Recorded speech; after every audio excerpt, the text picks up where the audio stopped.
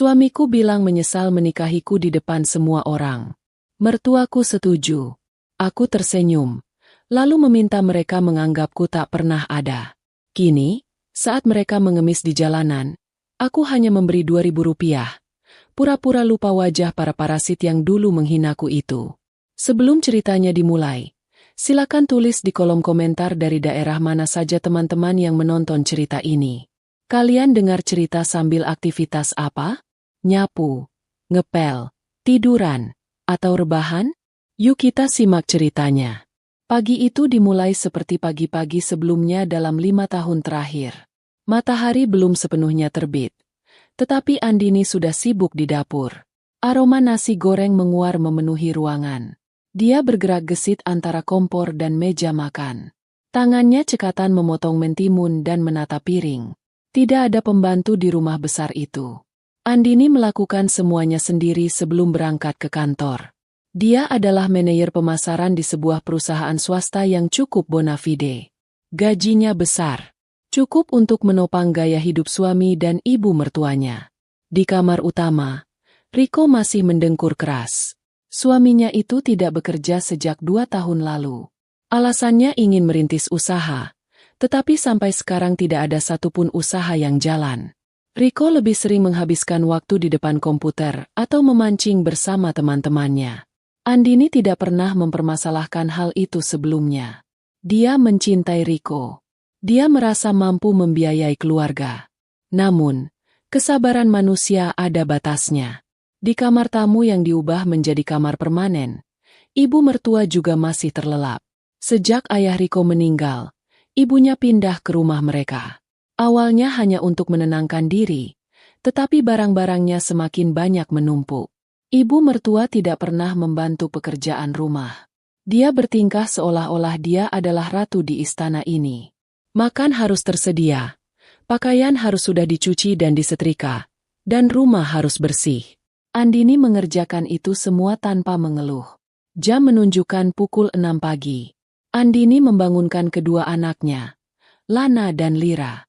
Mereka berdua anak yang manis dan penurut. Andini memandikan mereka dan memakaikan seragam sekolah.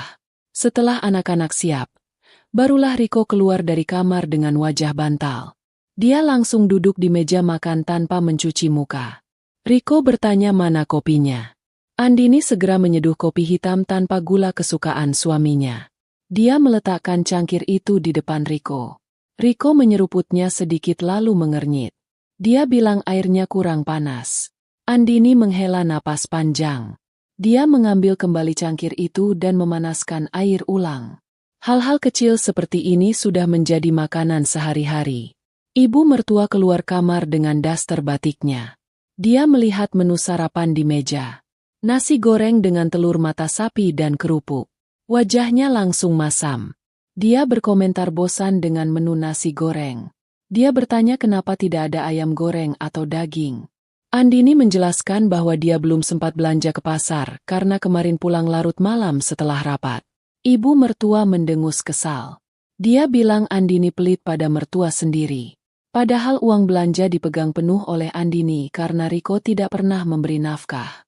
Suasana sarapan hening dan tidak nyaman. Andini berusaha mengalihkan pembicaraan dengan bertanya tentang rencana Riko hari itu. Riko menjawab ketus bahwa dia sibuk mengurus proyek dengan temannya. Andini tahu itu bohong. Proyek itu hanya alasan Riko untuk main kartu atau nongkrong di warung kopi. Tapi Andini memilih diam. Dia tidak ingin bertengkar di depan anak-anak. Setelah mengantar anak-anak sekolah dan sampai di kantor, Andini mendapat pesan singkat dari Riko.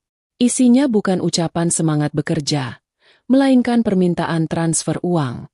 Riko bilang butuh 2 juta rupiah untuk modal awal proyek baru. Andini mengerutkan kening. Minggu lalu Riko juga minta 3 juta. Andini belum melihat hasil apapun. Dia membalas pesan itu. Dia bilang uang gajinya sudah menipis untuk bayar tagihan listrik dan air yang membengkak bulan ini. Riko tidak membalas. Andini tahu suaminya marah. Benar saja, saat Andini pulang kerja sore harinya, rumah terasa dingin. Riko duduk di sofa ruang tamu sambil menonton televisi dengan volume keras. Ibu mertua sedang memoles kutek di kukunya yang panjang. Tidak ada yang menyambut kedatangan Andini. Lantai rumah kotor dengan remah keripik. Piring bekas makan siang menumpuk di wastafel. Andini menarik napas dalam-dalam. Dia meletakkan tas kerjanya dan mulai membereskan kekacauan itu. Malam harinya, setelah anak-anak tidur, Riko mengajak Andini bicara serius. Andini duduk di tepi ranjang. Riko berdiri berkacak pinggang di depannya. Riko memulai pembicaraan dengan nada tinggi. Dia membahas soal penolakan Andini mentransfer uang tadi siang. Dia menuduh Andini mulai hitung-hitungan dengan suami. Andini membela diri. Dia menjabarkan pengeluaran bulan ini. Biaya sekolah anak, listrik, air, internet, belanja bulanan, dan kebutuhan obat ibu mertua. Semuanya Andini yang tanggung. Riko tidak mau dengar. Dia malah mengalihkan topik ke hal yang lebih sensitif. Dia bilang dia ingin anak lagi. Dia ingin anak laki-laki. Lana dan Lira adalah perempuan. Bagi Riko, belum lengkap rasanya jika belum punya anak laki-laki penerus marga. Andini terbelalak. Punya 2 anak saja Andini sudah kewalahan membagi waktu antara karir dan urusan rumah tangga. Apalagi Riko tidak pernah membantu mengurus anak. Andini menolak tegas. Dia bilang 2 anak sudah cukup. Biaya hidup semakin mahal. Biaya pendidikan Lana dan Lira ke depan harus dipikirkan. Andini tidak sanggup jika harus cuti hamil dan melahirkan lagi. Karirnya sedang menanjak. Jika dia cuti lama, posisinya bisa digantikan orang lain. Penghasilan utama keluarga ini berasal dari Andini. Jika Andini berhenti kerja atau turun jabatan, mereka mau makan apa? Riko marah besar mendengar alasan Andini. Dia membanting pintu lemari. Dia berteriak bahwa kodrat istri adalah menuruti suami. Dia bilang Andini egois karena lebih mementingkan karir daripada keinginan suami. Ibu mertua yang mendengar keributan itu ikut masuk ke kamar. Bukannya menengahi, dia malah mengompori Riko. Ibu mertua bilang Andini memang istri yang tidak tahu diuntung.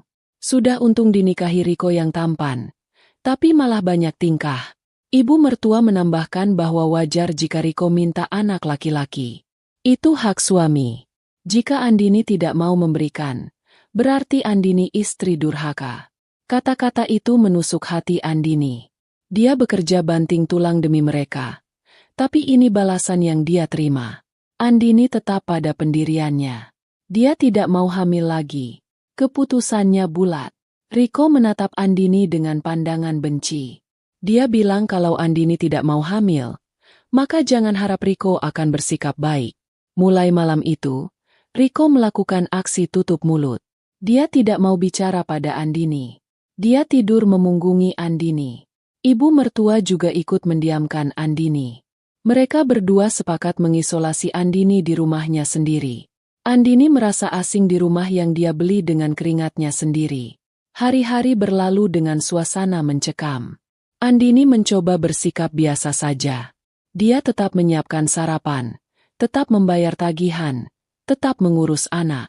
Tapi Riko dan ibu mertua menganggapnya seperti hantu. Mereka bicara dan tertawa berdua.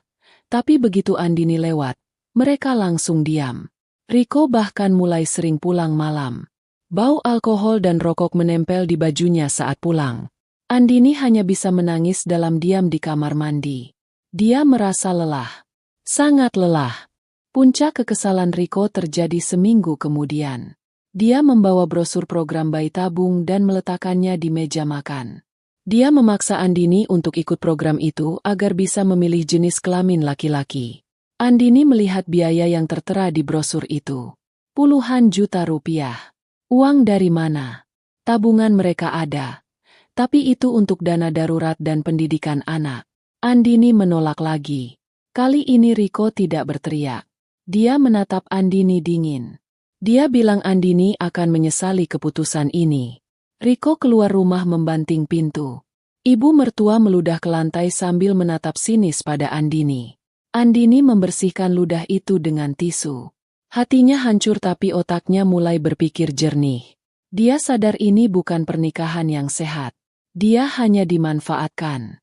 Dia dijadikan mesin ATM berjalan dan pembantu gratis. Cinta yang dulu dia agung-agungkan kini terasa seperti rantai yang mencekik lehernya. Andini menatap cermin di lorong rumah. Dia melihat wanita hebat di pantulan cermin itu. Wanita yang mampu memimpin tim di kantor, tapi tidak dihargai di rumah sendiri. Andini berjanji pada dirinya sendiri. Dia tidak akan menangis lagi. Jika mereka ingin perang dingin, Andini akan meladeninya. Tapi dia tidak tahu, rencana Riko jauh lebih jahat daripada sekadar mendiamkannya. Suasana rumah masih dingin dan kaku. Namun, Andini mulai merasakan perubahan gelagat pada Riko dan ibu mertua. Mereka tidak lagi mendiamkannya secara total. Ada bisik-bisik mencurigakan yang sering Andini dengar saat dia hendak masuk ruangan. Begitu Andini muncul, mereka langsung pura-pura sibuk menonton televisi atau melihat ponsel. Senyum licik sering tersungging di bibir ibu mertua saat melihat Andini lewat. Insting Andini mengatakan ada sesuatu yang tidak beres. Suatu malam, Riko tiba-tiba bersikap sedikit lebih lunak. Dia duduk di sebelah Andini di ruang keluarga. Dia tidak meminta maaf, tapi nadanya tidak setinggi biasanya. Dia bilang bulan depan adalah ulang tahun pernikahan mereka yang kelima. Riko ingin merayakannya. Dia ingin mengadakan pesta syukuran di rumah. Mengundang keluarga besar dari pihak Riko dan pihak Andini, serta beberapa teman dekat. Andini heran. Tumben Riko ingat ulang tahun pernikahan. Biasanya Riko lupa tanggalnya. Andini bertanya untuk apa pesta. Biayanya pasti besar. Lebih baik uangnya ditabung. Riko langsung menyela. Dia bilang ini penting untuk mempererat silaturahmi. Ibu mertua ikut menimpali dari dapur. Dia bilang sudah lama tidak kumpul keluarga. Dia ingin menunjukkan pada saudara-saudaranya betapa suksesnya anak dan menantunya. Ibu mertua menekankan kata sukses dengan nada yang aneh. Riko mendesak Andini. Dia bilang ini permintaan ibunya juga. Riko berjanji akan mengurus semua persiapannya. Andini hanya perlu menyediakan dananya. Andini bertanya berapa biayanya. Riko menyebut angka 50 juta rupiah. Andini kaget. Itu jumlah yang sangat besar hanya untuk pesta makan-makan di rumah. Andini menolak. Dia bilang tidak ada uang kas sebanyak itu yang bisa dipakai foya-foya.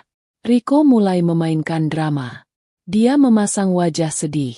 Dia bilang selama ini dia tidak pernah minta apa-apa. Sekalinya minta dirayakan pernikahan. Andini pelit. Ibu mertua mulai menangis buaya. Dia bilang umurnya tidak panjang lagi. Dia ingin melihat keramaian di rumah ini sebelum meninggal. Andini merasa tersudut. Manipulasi emosi mereka sangat halus tapi mematikan. Akhirnya, dengan berat hati, Andini menyetujui. Tapi dia memberi syarat. Biayanya tidak boleh lebih dari 30 juta. Riko setuju dengan cepat. Terlalu cepat. Keesokan harinya, Riko dan ibu mertua tampak sangat bersemangat. Mereka sibuk menelepon saudara sana-sini. Andini tidak sengaja mendengar percakapan ibu mertua di telepon. Ibu mertua bilang, "Datang ya. Nanti ada pengumuman penting soal Andini." Nada bicaranya terdengar seperti orang yang akan membeberkan aib. Andini mulai curiga. Pesta ini bukan untuk merayakan pernikahan. Pesta ini adalah panggung sandiwara mereka. Andini memutuskan untuk tidak tinggal diam. Dia mulai melakukan investigasi diam-diam. Selama ini Andini terlalu percaya menyerahkan kartu ATM gaji keduanya pada Riko untuk keperluan mendadak, meskipun saldo utamanya dia pegang. Namun, Riko tahu PIN semua kartu Andini. Malam itu, saat Riko tidur pulas, Andini mengambil dompet Riko. Dia mencari struk transaksi atau bukti apapun. Kosong. Riko cukup pintar menghilangkan jejak fisik. Andini beralih ke laptop.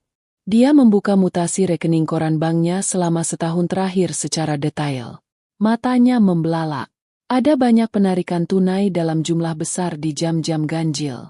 Lokasi mesin ATM-nya selalu sama, di daerah yang terkenal sebagai tempat perjudian terselubung. Selain itu, ada banyak transfer ke rekening atas nama perempuan yang tidak Andini kenal.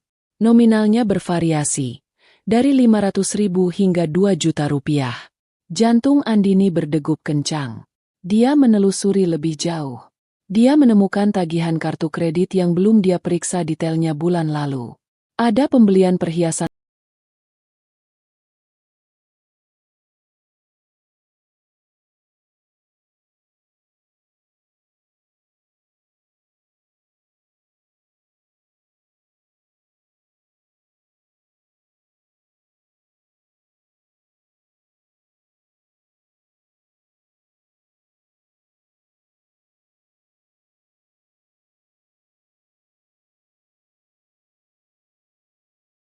emas di toko emas ternama. Harganya 10 juta rupiah. Andini tidak pernah merasa dibelikan emas. Dia langsung teringat kalung emas baru yang dipakai ibu mertua minggu lalu. Saat ditanya, ibu mertua bilang itu hadiah dari saudara jauh. Ternyata itu dibeli pakai uang Andini. Kemarahan mulai mendidih di dada Andini. Ternyata selama ini dia membiayai judi Riko dan gaya hidup ibu mertua. Uang yang seharusnya untuk masa depan Lana dan Lira, dibakar begitu saja oleh dua parasit ini. Andini merasa bodoh. Dia merasa dikhianati.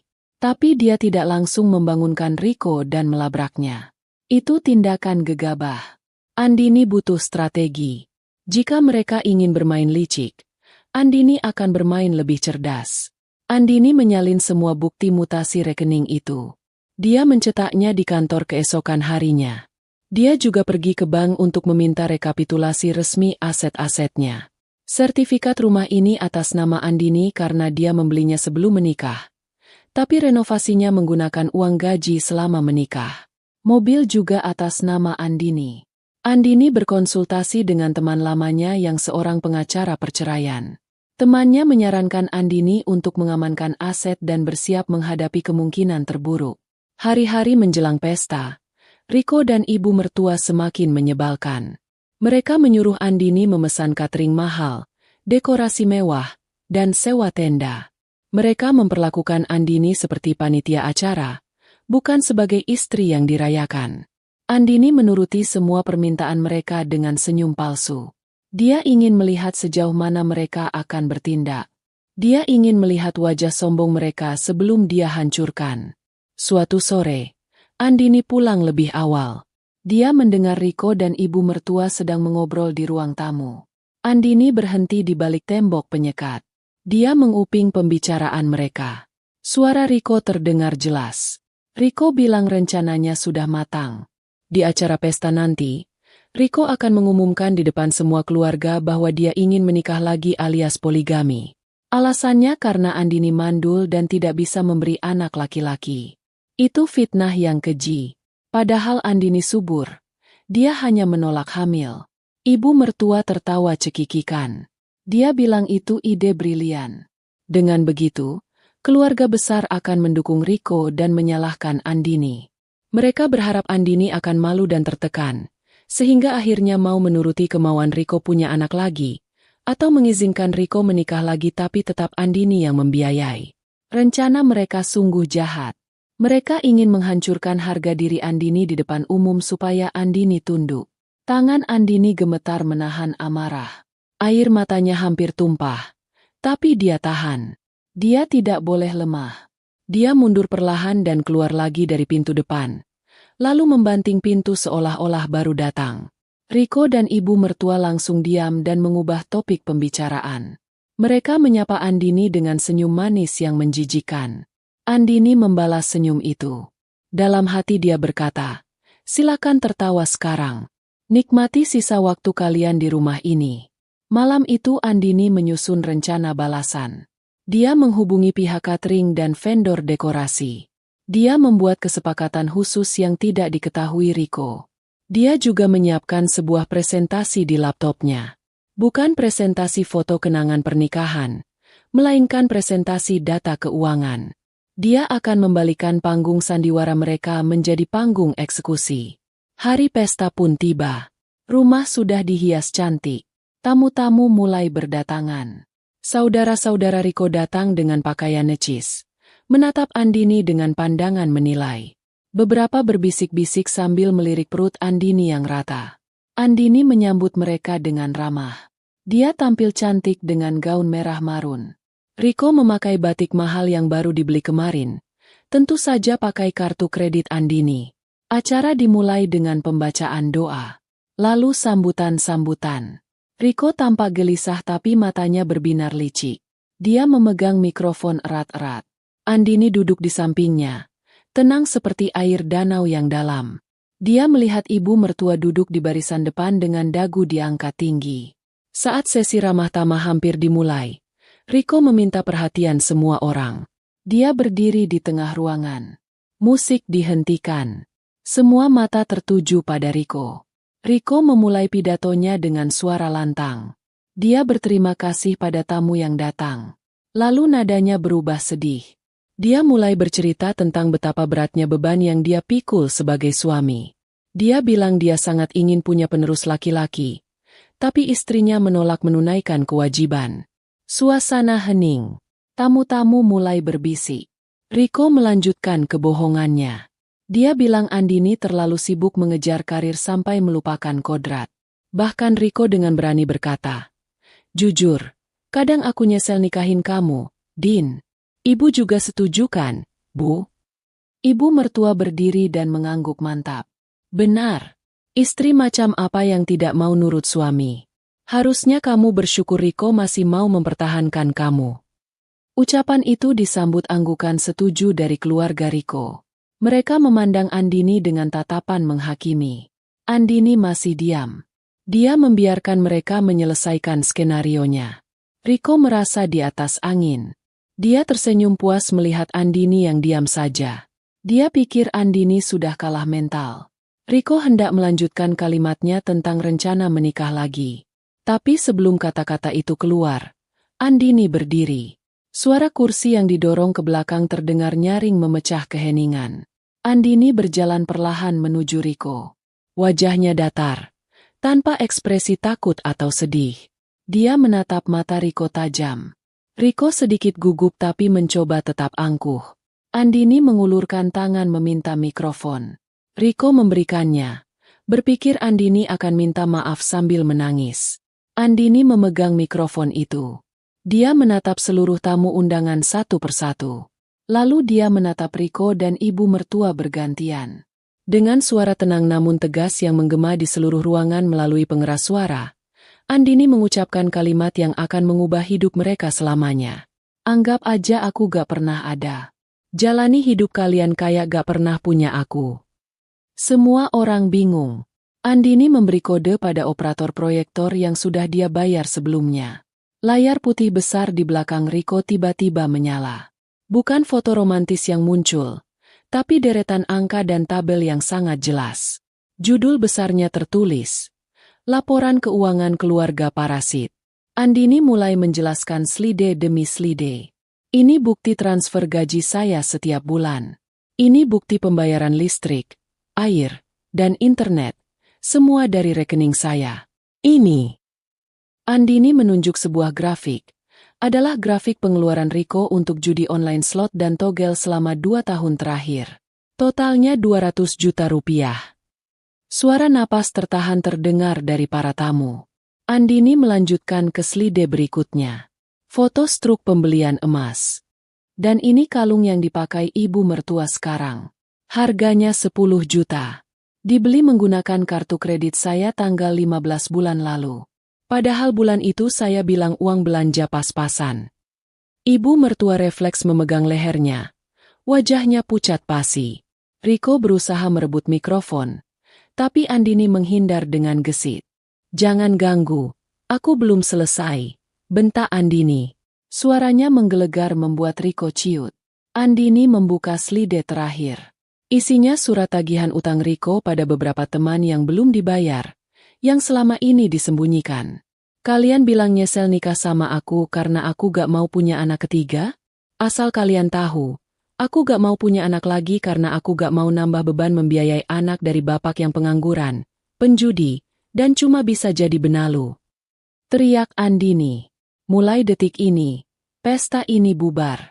Dan kalian berdua," Andini menunjuk Riko dan ibunya, "keluar dari rumahku sekarang juga. Detik ini juga." Satu pesta langsung hening. Benar-benar hening.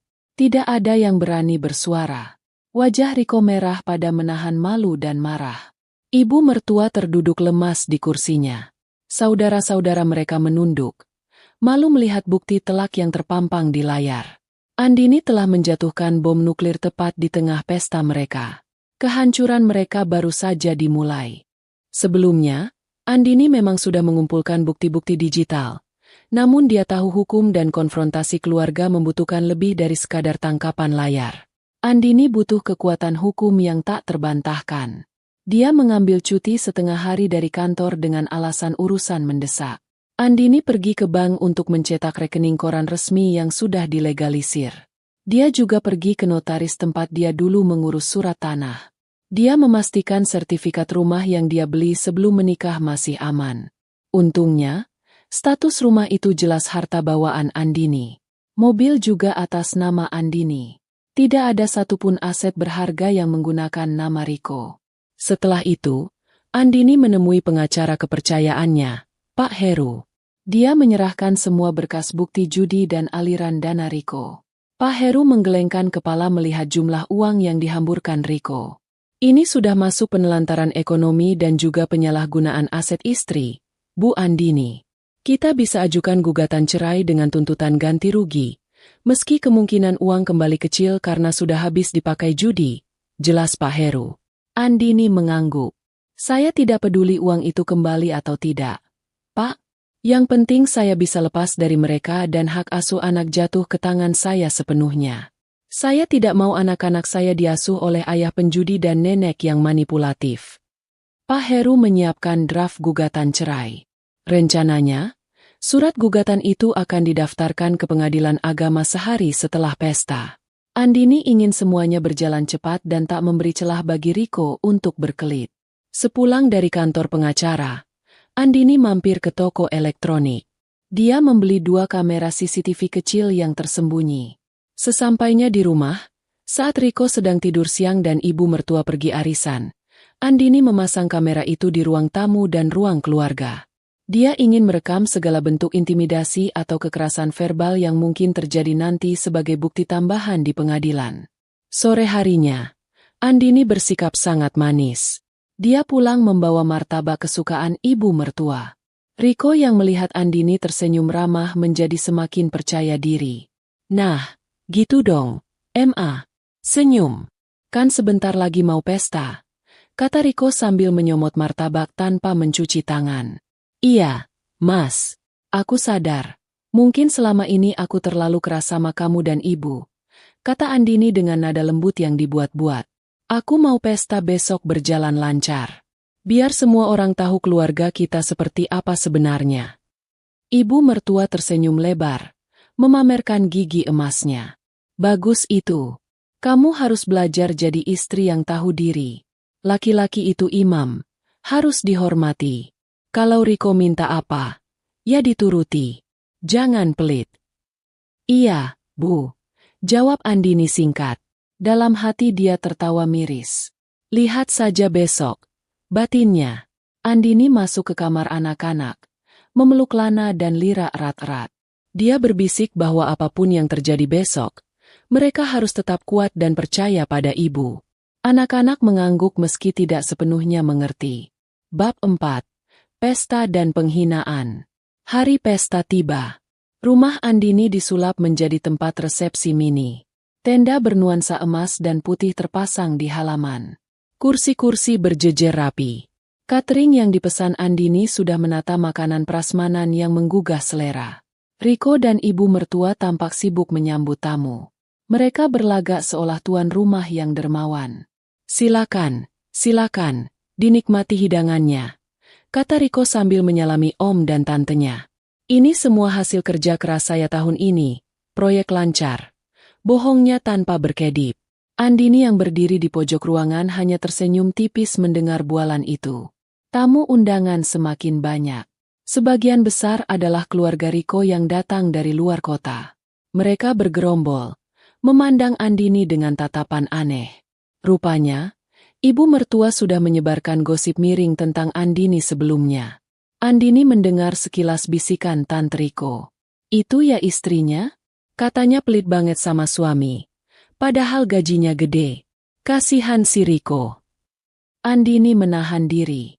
Dia tetap melayani tamu, mengambilkan minum, dan bersikap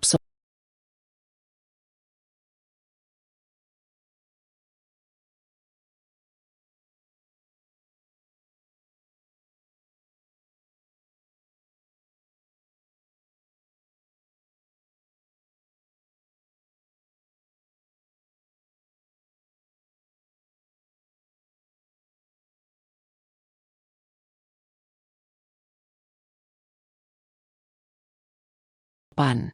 Dia ingin citranya tetap baik sampai saat terakhir. Dia ingin kontras antara sikapnya dan sikap Riko nanti terlihat jelas. Sekitar pukul 11 siang, acara inti dimulai. MC yang disewa Riko membuka acara dengan meriah.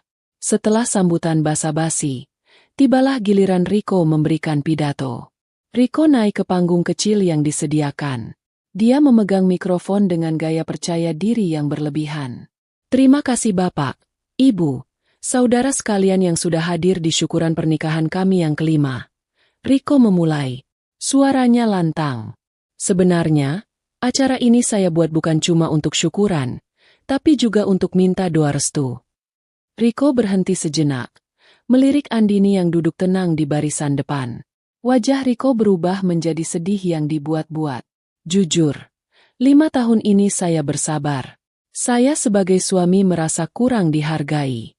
Saya ingin punya anak laki-laki penerus keluarga. Tapi istri saya, Andini, dia menolak. Suasana mulai hening. Riko semakin menjadi-jadi. Dia lebih mementingkan karirnya di luar sana daripada mengurus suami di rumah. Saya merasa gagal mendidik istri. Kadang saya mikir, nyesel aku nikahin kamu, Din. Ibu saya juga sering nangis gara-gara sikap kamu yang keras kepala. Ibu mertua yang duduk di sebelah Andini langsung berdiri. Dia mengambil mikrofon dari tangan Riko. Betul itu. Saya saksinya. Riko ini anak baik. Sabar. Tapi istrinya ini, aduh diatur susah, dibilangin ngelawan. Mertua dianggap kayak pembantu. Padahal saya cuma numpang hidup di sini baik-baik. Ibu mertua mulai terisak palsu. Saya cuma pengen cucu laki-laki. Apa itu salah? Tamu-tamu mulai berbisik riuh. Wah, parah banget istrinya. Durhaka itu sama suami. Pantesan Riko kurusan. Pasti makan hati. Cemoohan mulai terdengar. Tatapan mereka menusuk Andini dari segala penjuru. Andini merasa wajahnya panas. Tapi hatinya dingin sedingin es. Riko kembali mengambil mikrofon. Jadi, di depan keluarga besar ini, saya mau kasih ultimatum. Kalau Andini tetap tidak mau punya anak lagi dan tidak mau berubah sikapnya, saya berencana untuk mencari pendamping lain yang lebih solehah dan mau menuruti suami. Saya harap keluarga mendukung keputusan saya. Tepuk tangan dukungan terdengar dari keluarga Riko. Mereka bersorak setuju. Setuju. Cari lagi aja, Rick. Teriak salah satu pamannya. Istri pembangkang gak usah dipertahankan. Andini menatap Riko. Dia melihat kepuasan di mata suaminya itu. Riko merasa menang. Dia pikir dengan mempermalukan Andini di depan umum, Andini akan hancur dan memohon ampun. Andini menarik napas panjang. Waktunya sudah tiba. Dia berdiri dari kursinya. Gerakannya anggun namun penuh tenaga. Dia berjalan mendekati panggung. Bunyi hak sepatu tingginya terdengar tegas di lantai marmer. Boleh saya bicara? Tanya Andini tenang. Tangannya terulur meminta mikrofon. Riko tersenyum sinis. Silakan. Mau minta maaf? Atau mau janji berubah? Riko menyerahkan mikrofon itu dengan gaya meremehkan. Andini menggenggam mikrofon erat. Dia berbalik menghadap hadirin. Dia tidak menangis. Matanya tajam menyapu seluruh ruangan. Terima kasih atas kejujuran, Mas Riko dan Ibu, katanya, menekan kata kejujuran. Kalian bilang menyesal punya saya? Kalian bilang saya istri durhaka dan pelit. Andini tertawa kecil. Tawa yang membuat bulu kuduk merinding. Baiklah, kalau begitu, dengarkan jawaban saya. Andini menatap Riko tepat di manik matanya. Anggap aja aku gak pernah ada. Jalani hidup kalian kayak gak pernah punya aku. Mas, tolong nyalakan layarnya. Perintah Andini pada operator proyektor. Layar di belakang panggung menyala terang. Data pertama muncul. Grafik penghasilan versus pengeluaran keluarga. Ada 2 batang diagram. Batang penghasilan Andini tinggi menjulang. Batang penghasilan Riko, 0 besar. Ini adalah fakta nomor 1. Suara Andini menggema. Selama 5 tahun, Riko tidak pernah memberi nafkah 1 rupiah pun. 0. Semua makanan yang kalian makan hari ini, baju yang Riko pakai, bahkan celana dalam yang dia pakai, saya yang beli. Hadirin terkesiap. Bisik-bisik berubah nada. Andini tidak memberi jeda. Slide berpindah. Fakta nomor 2. Judi online. Muncul deretan bukti transfer ke situs judi. Mas Riko bilang dia, proyek, sama teman? Proyeknya adalah main slot dan kalah 200 juta. Uang siapa? Uang saya yang dia curi dari ATM saat saya tidur. Wajah Riko berubah pucat pasi. Keringat dingin mengucur di dahinya. Ibu mertua melongo tak percaya aib anaknya dibuka setelanjang itu. Slide berpindah lagi. Fakta nomor 3. Ibu mertua. Muncul foto ibu mertua sedang pamer perhiasan di status WhatsApp. Disandingkan dengan tagihan kartu kredit Andini. Ibu bilang saya pelit? Kalung emas, gelang, cincin yang ibu pakai sekarang. Itu semua saya yang bayar bulan lalu. Ibu bilang numpang hidup baik-baik. Ibu memperlakukan saya seperti pembantu di rumah saya sendiri. Cukup, teriak Riko. Mencoba maju merebut mikrofon. Tapi 2 orang security yang sudah disewa Andini sebelumnya langsung menahan Riko. Andini sudah mengantisipasi ini. Saya belum selesai, bentak Andini. Kalian mau saya hamil lagi? Tahu kenapa saya tolak? Karena saya gak mau anak saya lahir di keluarga yang bapaknya penjudi dan neneknya parasit. Saya sudah cukup menderita membiayai 2 benalu. Saya tidak akan menambah korban lagi. Andini menunjuk pintu keluar. Sekarang, detik ini juga, kalian berdua keluar dari rumah saya. Bawa baju-baju kalian. Pergi dari sini. Saya sudah ajukan gugatan cerai hari ini. Rumah ini milik saya. Mobil milik saya. Kalian tidak punya hak apa-apa lagi di sini. Satu pesta langsung hening total. Tidak ada suara sendok berdenting. Tidak ada suara napas. Semua mata tertuju pada Riko dan ibu mertua yang berdiri gemetar di panggung. Telanjang tanpa harga diri.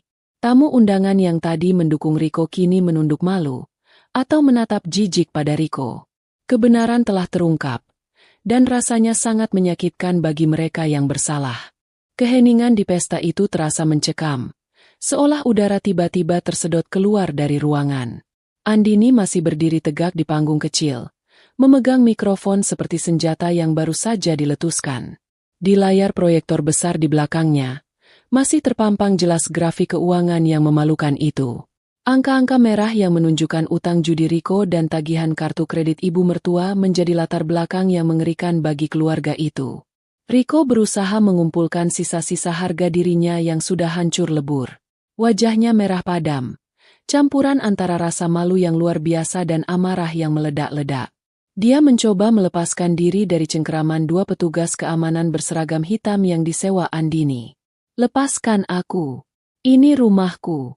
Istri macam apa kamu? Andini, mempermalukan suami sendiri di depan umum, teriak Riko. Suaranya pecah, terdengar menyedihkan di telinga para tamu yang kini memandangnya dengan tatapan jijik. Andini tersenyum tipis. Dia memberi isyarat pada operator untuk mengganti slide. Gambar di layar berubah. Kali ini bukan grafik, melainkan tangkapan layar percakapan WhatsApp antara Riko dan seorang penagih utang pinjaman online. Dalam percakapan itu, terlihat Riko memohon perpanjangan waktu dengan alasan, istriku belum gajian, dan mengirimkan foto KTP Andini tanpa izin sebagai jaminan. Kamu bilang ini rumahmu, Mas? Tanya Andini lewat mikrofon. Suaranya tenang namun tajam mengiris. Coba lihat slide di belakangmu. Itu bukti kamu gadaikan data pribadiku untuk utang judimu. Kamu bahkan tidak punya hak atas satu ubin pun di rumah ini karena sertifikatnya atas nama saya. Dibeli sebelum kita menikah. Kamu cuma numpang tidur dan makan gratis selama 5 tahun. Ibu mertua yang tadinya duduk lemas, tiba-tiba bangkit. Dia tidak terima dipermalukan. Dia maju mendekati panggung sambil menunjuk-nunjuk wajah Andini. Jari-jarinya yang penuh cincin emas gemetar. Dasar perempuan tidak tahu diuntung. Berani-beraninya kamu bicara begitu pada suamimu. Pada mertuamu. Jerit ibu mertua. Cincin ini, kalung ini, itu hak saya sebagai ibu. Wajar anak berbakti membelikan ibunya perhiasan. Andini menatap ibu mertua dengan pandangan dingin. Anak berbakti? Mas Riko tidak membelikan itu pakai uangnya. Bu, dia mencuri kartu kredit saya. Dan asal ibu tahu, tagihan kartu kredit itu belum dibayar. Jadi secara hukum, perhiasan yang menempel di leher dan jari ibu itu adalah barang curian karena dibeli tanpa izin pemilik kartu. Andini menoleh ke arah security. Pak, tolong pastikan semua perhiasan yang dipakai ibu itu dilepas sebelum mereka keluar dari gerbang nanti. Itu aset saya yang akan saya gunakan untuk melunasi utang anak laki-lakinya. Mendengar itu, ibu mertua histeris. Dia memegangi lehernya, berusaha melindungi kalung emasnya. Pemandangan itu sungguh menyedihkan sekaligus memuakan bagi para tamu. Keluarga besar Riko yang tadi lantang membela, kini bungkam 1000 bahasa. Paman Riko yang tadi berteriak menyuruh Riko cari istri baru, kini pura-pura sibuk melihat ponsel, tidak berani menatap mata Andini. Andini belum selesai. Dia melihat ke arah meja prasmanan di mana para petugas catering sedang melayani tamu yang terlanjur mengambil makan. Andini turun dari panggung dan berjalan menuju manajer catering yang berdiri bingung di sudut ruangan. Pak Budi, panggil Andini tegas. Iya, Bu Andini, jawab manajer catering itu gugup.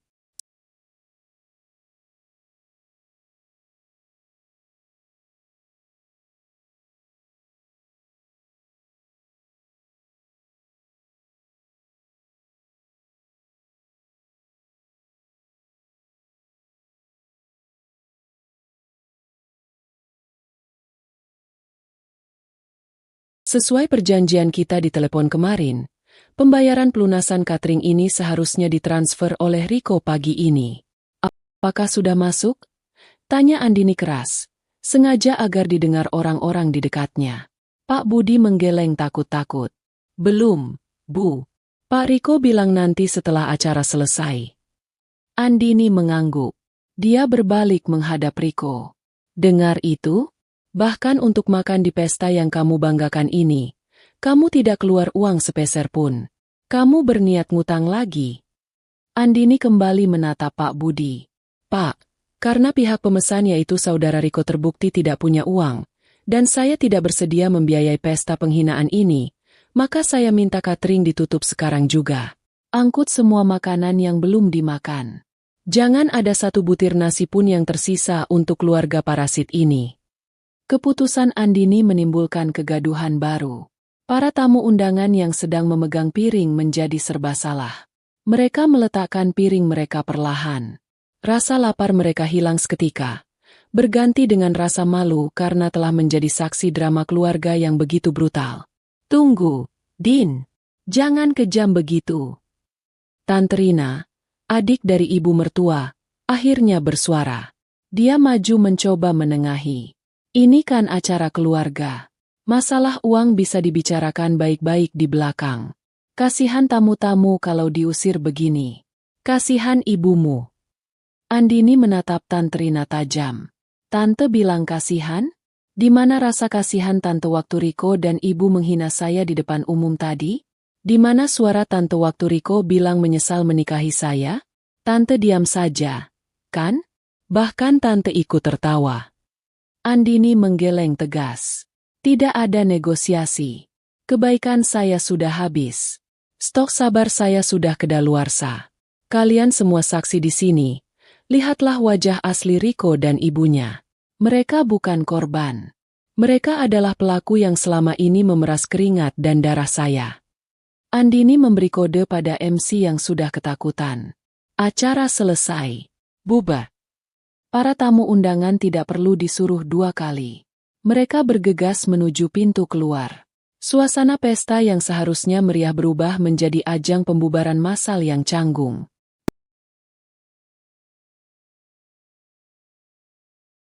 Tidak ada yang berani berpamitan pada Riko atau ibu mertua.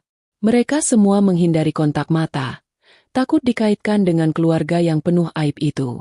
Riko akhirnya berhasil melepaskan diri dari pegangan security karena para penjaga itu sedikit melonggar saat tamu mulai bubar.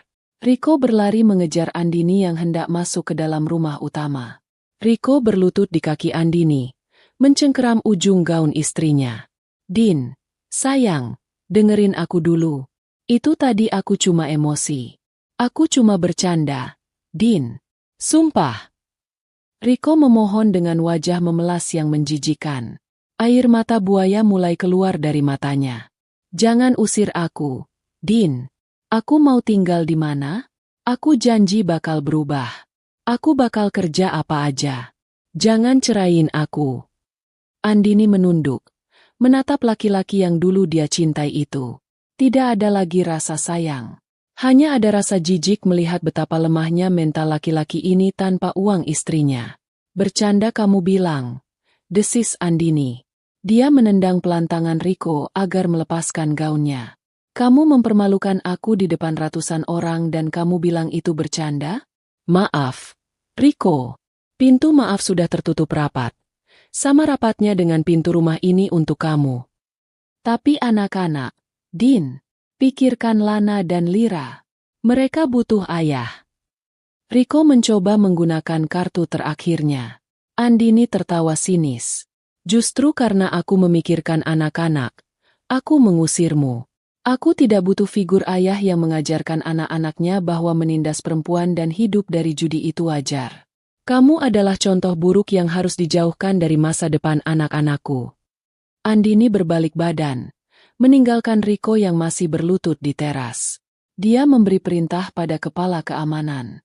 "Pak, beri mereka waktu 30 menit untuk mengemas barang-barang pribadi.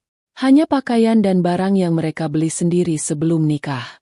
Pastikan tidak ada aset berharga, perhiasan, atau elektronik milik saya yang terbawa." Setelah 30 menit, seret mereka keluar. 30 menit itu adalah waktu terlama dan terpanas di dalam rumah Andini. Pesta di halaman depan sudah bubar total. Tenda-tenda kosong melompong, menyisakan sampah tisu dan gelas plastik yang berserakan tertiup angin. Di dalam rumah, drama sesungguhnya sedang terjadi di kamar tidur. Riko dan ibu mertua diawasi ketat oleh 2 petugas keamanan dan 2 asisten rumah tangga harian yang diminta Andini untuk menjadi saksi penggeledahan. Andini sendiri duduk di kursi ruang tengah, meminum teh hangat dengan tenang sambil memantau proses itu. Dia tidak mau masuk ke kamar. Dia tidak ingin melihat wajah mereka lagi. Dia hanya ingin memastikan tidak ada barangnya yang hilang. Terdengar suara gaduh dari kamar ibu mertua. "Ini blender punya saya. Saya yang minta Riko belikan," teriak ibu mertua. "Maaf, Bu. Menurut catatan Bu Andini, blender ini dibeli online pakai akun Bu Andini 3 bulan lalu. Ini buktinya." Suara salah satu asisten rumah tangga terdengar tegas sambil menunjukkan layar ponsel. "Ibu tidak boleh bawa.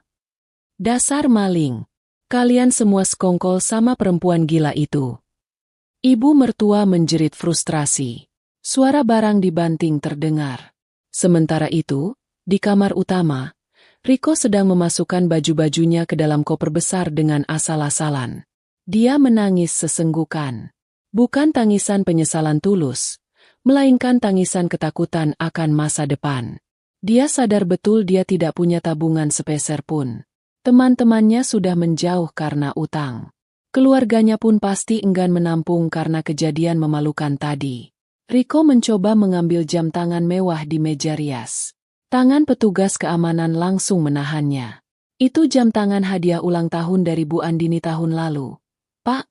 Tapi Bu Andini berpesan, semua hadiah yang dibeli pakai uang beliau ditarik kembali sebagai ganti rugi utang Bapak, kata petugas itu datar. "Bangsat, itu hadiah. Sudah dikasih kok diminta lagi." Riko membanting koper. Dia merasa ditelanjangi sampai ke tulang. Dia benar-benar keluar dari rumah ini hanya membawa baju bekas yang melekat di badan dan beberapa potong pakaian lusuh di koper. Ponsel mahal keluaran terbaru miliknya juga disita karena cicilannya masih dibayar Andini. Riko diberi ponsel jadul miliknya zaman dulu yang layarnya sudah retak, hanya supaya dia bisa menelepon orang lain untuk minta tolong. Waktu 30 menit habis. Waktu habis. Silakan keluar. Perintah kepala keamanan.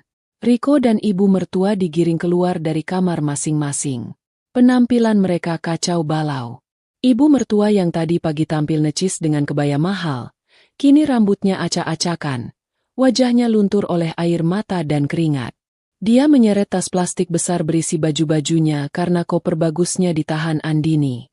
Riko berjalan gontai di belakangnya, menyeret koper kain yang resletingnya sudah rusak. Mereka melewati ruang tengah tempat Andini duduk. Andini tidak menoleh sedikit pun. Dia sibuk membaca majalah, seolah-olah tidak ada orang yang lewat. Sikap acuh tak acuh Andini ini lebih menyakitkan bagi Riko daripada tamparan fisik. Andini benar-benar sudah menganggap mereka tidak ada. Din, tega kamu, Din. Riko berbisik saat melewati sofa. Andini membalik halaman majalah. Pintu ada di depan. Jangan lupa tutup gerbangnya, katanya datar tanpa melihat Riko. Ibu mertua tiba-tiba berhenti. Dia hendak meludahi lantai Andini sebagai tanda perlawanan terakhir. Tapi petugas keamanan dengan sigap membentak. Jalan, Bu. Jangan bikin gara-gara lagi atau kami seret paksa. Mereka akhirnya sampai di teras depan. Matahari siang itu bersinar terik, seolah ikut menghakimi mereka. Beberapa tetangga yang mendengar keributan tadi, kini berdiri di depan pagar rumah mereka masing-masing, menonton proses pengusiran itu. Bisik-bisik tetangga terdengar jelas. Itu loh, si Riko sama ibunya diusir. Syukurin, lagian belagu banget jadi orang. Kasihan Bu Andinia, selama ini nanggung biawak hidup. Riko dan ibu mertua berjalan menunduk menahan malu yang amat sangat. Mereka menyeret barang-barang mereka keluar dari gerbang rumah mewah yang selama 5 tahun ini memberi mereka kenyamanan. Begitu kaki mereka melangkah keluar dari batas pagar, petugas keamanan langsung menutup gerbang besi yang tinggi itu. Blam! Suara gerbang ditutup terdengar seperti vonis mati. Suara kunci digembok terdengar nyaring. Riko berbalik, memegang jeruji pagar. Dia melihat Andini berdiri di balik jendela kaca besar di ruang tamu. Andini menatap mereka sebentar, lalu dengan perlahan menarik tirai gorden hingga tertutup rapat. Pemandangan itu adalah akhir dari segalanya. Akses Riko ke kehidupan nyaman itu sudah putus total. Kita mau kemana, Riko? Tanya ibu mertua dengan suara gemetar. Dia duduk di pinggir selokan. Kakinya sakit karena memakai sandal jepit tipis. Riko menatap jalanan aspal yang panas. Dia merogoh saku celananya. Kosong. Dompetnya hanya berisi KTP dan uang receh Rp50.000 sisa kembalian beli rokok kemarin. Tidak ada kartu ATM. Tidak ada kartu kredit. Aku nggak tahu, Bu. Jawab Riko putus asa. Coba telepon Om Budi. Ibu mertua mengeluarkan ponselnya dengan tangan gemetar. Dia mencoba menelepon adiknya. Halo, Budi? Tolong kami. Kami diusir. Maaf. Mbak, saya lagi di luar kota. Lagian saya malu sama kelakuan Riko. Jangan hubungi saya dulu. Telepon ditutup. Mereka mencoba menelepon saudara yang lain. Jawabannya sama. Ada yang tidak mengangkat. Ada yang langsung menolak panggilan. Ada yang terang-terangan bilang tidak mau menampung penyakit. Kenyataan pahit menghantam mereka. Di pesta tadi, Andini tidak hanya mengusir mereka dari rumah, tapi juga berhasil menghancurkan reputasi mereka di mata seluruh keluarga besar. Andini telah memutus semua jaring pengaman mereka. Di dalam rumah, suasana hening yang damai akhirnya tercipta. Andini menyandarkan punggungnya di pintu yang baru saja dikunci. Dia meluruh ke lantai, duduk memeluk lutut. Bukan karena sedih, tapi karena lega yang luar biasa. Beban berat yang selama ini dia pikul di pundaknya. Suami yang tidak berguna dan mertua yang jahat, akhirnya lepas. Lana dan Lira keluar dari kamar mereka. Mereka berlari memeluk ibu mereka. Ibu, ayah sama nenek mana? Tanya Lana polos. Andini tersenyum, membelai rambut putrinya. Mereka sudah pergi ke tempat yang seharusnya. Sayang, mulai sekarang, cuma ada kita bertiga. Kita akan bahagia. Rumah ini akan tenang. Andini bangkit berdiri. Dia merasa lebih kuat dari sebelumnya. Dia mengambil ponselnya, mengetik pesan pada Pak Heru, pengacaranya. Mereka sudah keluar. Segera proses surat cerainya. Saya tidak mau ada penundaan. Setelah mengirim pesan itu, Andini mengajak anak-anaknya ke dapur. Yuk, kita masak mie instan pakai telur. Pesta yang tadi batal. Tapi pesta kita bertiga baru dimulai. Tawa riang anak-anak terdengar memenuhi rumah. Di luar pagar, di bawah terik matahari, Riko dan ibunya mulai berjalan tanpa tujuan, memulai kehidupan baru mereka sebagai gelandangan yang penuh penyesalan. Karma baru saja dimulai. Matahari sore itu tidak lagi terasa hangat, melainkan membakar kulit Riko dan ibunya yang berjalan tanpa tujuan di pinggiran kota. Mereka sudah berjalan lebih dari 5 kilometer meninggalkan kompleks perumahan elit tempat Andini tinggal. Koper kain Riko yang rusak rodanya harus diseret paksa, menimbulkan bunyi gesekan kasar dengan aspal yang menyakitkan telinga. Ibu mertua berjalan tertatih-tatih, napasnya tersengal-sengal. Dia yang biasa duduk nyaman di sofa empuk sambil menonton sinetron, kini harus merasakan debu jalanan dan asap knalpot angkutan umum. Uang di saku Riko hanya tinggal Rp50.000. Itu tidak cukup untuk menyewa kamar hotel termurah sekalipun. Riko mencoba memutar otak. Dia teringat ada kawasan permukiman padat penduduk di dekat pasar induk yang menyewakan kamar kos harian dengan harga sangat murah. Itu satu-satunya pilihan mereka. Mereka tiba di sebuah gang sempit yang becek dan bau got. Di sana, mereka menemukan rumah petak bertingkat 2 yang kumuh. Plang di depannya bertuliskan, "Terima kos putra-putri pasutri murah." Riko mengetuk pintu. Pemilik kos, seorang wanita gemuk dengan rokok di tangan, menatap mereka curiga. Riko menawar harga. Akhirnya, mereka mendapat satu kamar sempit di lantai 2 seharga Rp30.000 per malam. Kamar itu hanya seluas 3x3 meter, beralaskan tikar plastik yang sudah sobek, tanpa kasur, dan kipas anginnya mati. Kamar mandi ada di luar, digunakan bergantian oleh 10 penghuni lain dan baunya pesing menyengat. Malam pertama di neraka itu, ibu mertua menangis meraung-raung. Dia tidak mau tidur di lantai keras. Nyamuk-nyamuk mulai menyerang kulitnya yang biasa dirawat lulur mahal. Riko hanya diam bersandar di dinding yang catnya mengelupas. Perut mereka berbunyi keroncongan karena belum makan sejak siang. Riko keluar sebentar membeli 2 bungkus nasi kucing seharga Rp5.000. Itu makanan pertama mereka.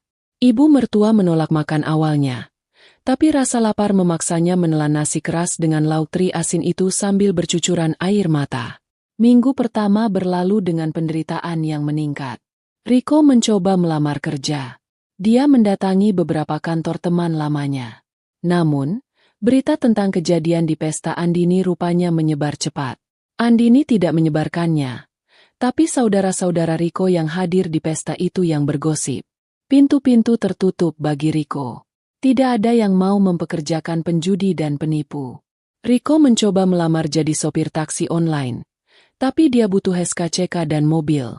Dia tidak punya keduanya. Keadaan memaksa Riko bekerja serabutan. Dia menjadi kuli panggul di pasar induk. Tangan halusnya yang biasa memegang kartu remi kini melepuh kasar mengangkat karung beras. Upahnya hanya cukup untuk bayar sewa kamar dan makan sekali sehari.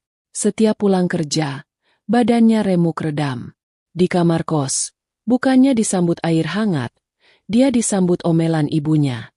Ibunya terus menyalahkan Riko karena gagal mempertahankan Andini. Ibunya menuntut dibelikan obat rematik, minta makanan enak, dan mengeluh kepanasan. Pertengkaran antara ibu dan anak itu menjadi tontonan sehari-hari penghuni kos lain. Sebulan kemudian, Riko tergoda setan lagi. Dia mendapat upah borongan agak besar hari itu. Bukannya membeli beras, dia mampir ke warnet untuk main judi slot, berharap bisa melipat gandakan uangnya agar bisa pindah dari kos kumuh itu. Harapan kosong. Dalam 1 jam, Uang hasil keringatnya seminggu ludes. Riko pulang dengan tangan hampa. Malam itu, untuk pertama kalinya, Riko membentak ibunya yang minta makan. Riko memukul dinding kamar sampai tangannya berdarah. Keputusasaan mulai memakan jiwa mereka. Sementara itu, di seberang kota, kehidupan Andini justru bersinar terang. Tanpa beban Riko dan mertuanya, pengeluaran Andini berkurang drastis. Dia bisa menabung hampir 70% dari gajinya. Karirnya melesat. Karena fokus kerjanya tidak lagi terpecah oleh drama rumah tangga, Andini berhasil memenangkan tender besar bagi perusahaannya. Bosnya mengangkat Andini menjadi general manager. Proses perceraian berjalan mulus. Pengadilan memutus perkara secara fair stake karena Riko tidak pernah hadir dalam persidangan. Dia tidak punya uang untuk ongkos ke pengadilan dan takut menghadapi Andini. Hak asuh anak jatuh penuh ke tangan Andini. Aset rumah dan mobil sah menjadi milik Andini. Andini merenovasi rumahnya, membuang semua jejak Riko. Kamar bekas ibu mertua diubah menjadi ruang bermain dan perpustakaan untuk Lana dan Lira. Suara tawa anak-anak mengisi rumah itu setiap hari.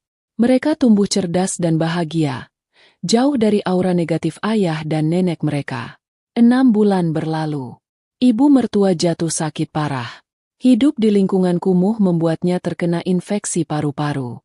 Dia batuk darah. Riko panik tapi tidak punya uang. Dia mencoba meminjam ke tetangga kos, tapi tidak ada yang percaya padanya.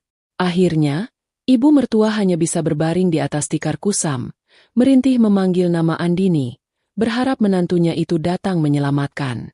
Tapi Andini tidak pernah datang. Andini sudah menutup buku masa lalunya rapat-rapat. Riko terpaksa menjual satu-satunya peninggalan berharga yang tersisa, cincin kawinnya yang dulu dia sembunyikan saat penggeledahan. Dia menjualnya di pinggir jalan dengan harga sangat murah. Uangnya dia pakai untuk membawa ibunya ke puskesmas dan membeli obat generik. Sisanya, Riko memakainya untuk membeli minuman keras murah. Dia mabuk untuk melupakan kenyataan bahwa dia adalah pecundang. Puncaknya terjadi saat pemilik kos mengusir mereka. Riko sudah menunggak bayar sewa 2 minggu. Barang-barang mereka dilempar keluar gang. Riko memapah ibunya yang kurus kering berjalan menyusuri trotoar. Mereka tidur di emperan toko, beralaskan kardus bekas. Mereka resmi menjadi gelandangan. Riko mulai belajar menengadahkan tangan pada orang lewat. Awalnya dia malu, tapi rasa lapar membunuh harga dirinya. "Pak, Bu, sedekahnya," ucap Riko lirih pada pejalan kaki. Ibunya yang dulu sombong dan hobi pamer perhiasan, kini duduk terkulai dengan baju compang-camping, matanya kosong menatap aspal. Kadang dia bergumam sendiri, menyesali perbuatannya pada Andini, tapi suaranya hilang tertelan kebisingan kota. Mereka adalah sampah masyarakat yang tidak dipedulikan siapapun. Tahun berganti tahun. Kehancuran mereka semakin absolut. Penampilan Riko berubah drastis. Wajahnya tua sebelum waktunya. Giginya banyak yang tanggal karena kurang gizi dan kebersihan. Rambutnya gimbal dan kotor. Ibunya sudah lumpuh. Harus didorong menggunakan kursi roda bekas yang Riko temukan di tempat pembuangan sampah. Mereka hidup berpindah-pindah dari satu kolong jembatan ke kolong jembatan lain. Mereka makan dari sisa makanan warung atau belas kasihan orang. Karma telah membayar lunas setiap tetes air mata yang pernah Andini keluarkan. Bahkan dengan bunga yang berbunga-bunga. 5 tahun kemudian, kota metropolitan itu semakin megah. Gedung-gedung pencakar langit berlomba menyentuh awan. Di salah satu pusat perbelanjaan paling elit di pusat kota, sebuah mobil sedan mewah berwarna hitam mengkilap berhenti di lobi utama. Petugas valet dengan sigap membukakan pintu. Sepasang kaki jenjang dengan sepatu hak tinggi bermerek turun dari mobil. Itu Andini. Penampilannya jauh berbeda dari 5 tahun lalu. Dia terlihat lebih muda, segar, dan memancarkan aura kekuasaan yang elegan. Dia mengenakan setelan blazer karya desainer ternama. Di belakangnya, turun 2 gadis remaja yang cantik dan terawat. Lana dan Lira. Mereka tumbuh menjadi anak-anak yang percaya diri dan santun. "Ayo, Kak, Dik, kita beli kado untuk ulang tahun nenek dari pihak ibu dulu. Baru kita makan sushi." Ajak Andini sambil menggandeng tangan kedua putrinya. Siap, Bu. Jawab mereka serempak. Mereka berjalan masuk ke area promenade terbuka di depan mall. Area ini adalah tempat orang-orang kaya berlalu lalang. Namun juga sering menjadi target pengemis yang nekat menyusup masuk meski sering diusir satpam. Di sudut dekat tiang lampu hias, duduk dua sosok manusia yang sangat kontras dengan kemewahan di sekitarnya. Seorang laki-laki kurus kering dengan pakaian lusuh yang sobek di sana-sini, dan seorang wanita tua renta di atas kursi roda reot yang kakinya dibungkus kain perban kotor. Baunya menyengat, membuat pejalan kaki melipir menjauh sambil menutup hidung. Itu adalah Riko dan ibunya. Mereka baru saja diusir dari area pasar dan mencoba peruntungan di kawasan elit ini. Mata Riko yang cekung tiba-tiba menangkap sosok yang sangat dia kenal. Jantungnya berhenti berdetak sesaat. Dia melihat wanita cantik yang berjalan ke arahnya. Wanita itu bersinar, tertawa lepas bersama dua anak gadis yang cantik. Itu Andini? Gumam Riko, suaranya parau. Ibunya yang setengah mengantuk langsung membuka mata. Siapa? Andini? Menantuku. Riko menyipitkan mata. Benar, itu Andini. Dan anak-anak itu Lana dan Lira, darah dagingnya sendiri. Riko melihat betapa suksesnya Andini. Tas yang dijinjing Andini harganya mungkin bisa untuk membiayai hidup Riko selama 10 tahun. Harapan gila tiba-tiba muncul di hati Riko. Dia pikir, waktu pasti sudah menyembuhkan luka. Andini pasti masih punya hati nurani. Mereka adalah keluarga. Riko bangkit berdiri, tubuhnya gemetar. Dia menyenggol kursi roda ibunya. Bu, ayo Bu. Itu Andini. Kita selamat, Bu. Kita gak perlu ngemis lagi. Ibu mertua menangis haru. Andini, cucuku, ayo kejar, Riko. Mereka bergerak mendekat, menyeret langkah, menerobos kerumunan orang. Riko memberanikan diri. Saat Andini dan anak-anaknya melintas hanya beberapa meter di depan mereka, Riko memanggil. Andini, Din, Lana, Lira. Ini ayah, teriak Riko. Suaranya serak tapi cukup keras. Andini berhenti. Lana dan Lira menoleh. Mereka melihat sosok pengemis kotor itu dengan tatapan bingung dan sedikit takut. Bu, orang itu panggil nama kita, bisik Lana sambil memegang lengan ibunya. Andini menoleh perlahan. Matanya bertemu dengan mata Riko. Riko tersenyum lebar, memamerkan giginya yang ompong. Tangannya terulur hendak meraih Andini. Din, ini aku, Mas Riko. Suamimu. Ini ibumu. Din. Lihat kami, tolong kami. Din. Kami minta maaf. Kami sudah kena karmanya. Tolong terima kami kembali. Riko meratap. Air matanya meleleh di pipi yang penuh debu. Ibu mertua juga ikut meratap. Andini. Anakku sayang. Ibu kangen. Ibu menyesal. Tolong ibu. Nak. Ibu sakit. Lana dan Lira menatap jijik. Mereka samar-samar ingat wajah ayah dan nenek mereka. Tapi bayangan buruk masa lalu membuat mereka mundur berlindung di balik punggung Andini. Riko mengira Andini akan luluh. Dia melihat Andini merogoh tas tangannya. Riko berpikir Andini akan mengeluarkan dompet tebalnya, memberi mereka uang jutaan, atau bahkan memeluk mereka